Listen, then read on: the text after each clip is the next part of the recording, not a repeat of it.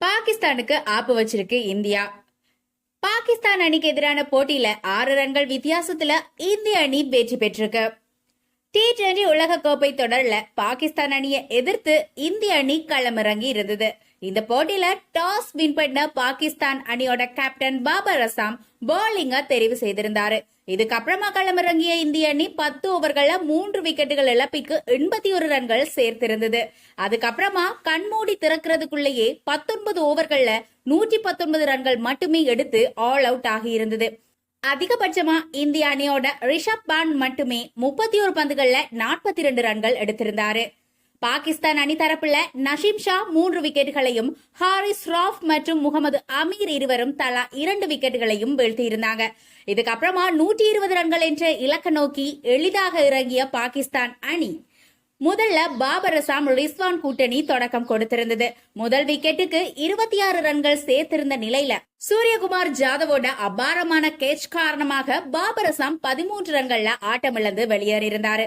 இதுக்கப்புறமா முகமது ரிஸ்வானோட உஸ்மான் கான் கூட்டணி அமைச்சிருந்தாரு. இவங்க 2 பேருமே நிதானமாக ஆட்டத்துல ஈடுபட்டிருந்தாங்க.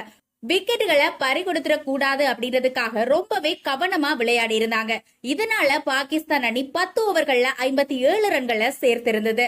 பார்ட்னர்ஷிப்பை பிரிக்க வேண்டிய கட்டாயத்துல இருந்த இந்திய அணியோட கேப்டன் ரோஹித் சர்மா அக்ஷர் பட்டேல் கையில பந்த கொடுத்திருந்தாரு. அவர் பந்து வீசிய முதல் பந்திலேயே உஸ்மான் கான் 13 ரன்கள் எடுத்து வெளியேற, தொடர்ந்து வந்த பஹர் ஜமான் 8 பந்துகள்ல 13 ரன்கள் எடுத்து அவருமே ஆட்டமிழந்திருந்தாரு. இதனால பாகிஸ்தான் அணி 13 ஓவர்கள் முடிவில் 3 விக்கெட்டுகள் இழப்பிட்டு 73 ரன்கள் சேர்த்திருந்தது.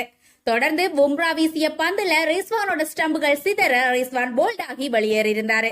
இதனால இப்போ பாகிஸ்தான் அணியோட வெற்றிக்கு 30 பந்துகள்ல 37 ரன்கள் தேவைப்பட்டிருந்தது.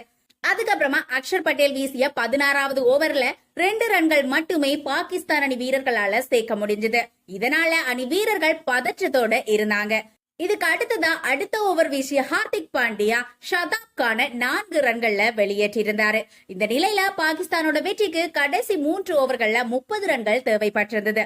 சிராஜ் வீசிய 18வது ஓவர்ல 9 ரன்கள் சேர்க்கப்பட, உம்ரா வீசிய 19வது ஓவர்கள்ல வெறும் 3 ரன்கள் மட்டுமே விட்டு கொடுத்திருந்தது. இப்திகானோட விக்கெட்டையும் உம்ரா வீழ்த்தியிருந்தாரு. இதனால கடைசி ஓவர்ல பாகிஸ்தானோட வெற்றிக்கு 18 ரன்கள் தேவைப்பட்டிருந்தது. இதனை வீசுவதற்கு அர்ஷிப் சிங் அளிக்கப்பட்டிருந்தாரு. முதல் பந்திலேயே இமாத் வாசிம் ஆட்டமிழக்க 3 பந்துகள்ல 16 ரன்கள் தேவைப்பட்டிருந்தது. 4வது பந்துல பவுண்டரி அடிக்கப்பட, கடைசி 2 பந்துல 2 சிக்ஸர்கள் தேவைப்பட்டிருந்தது.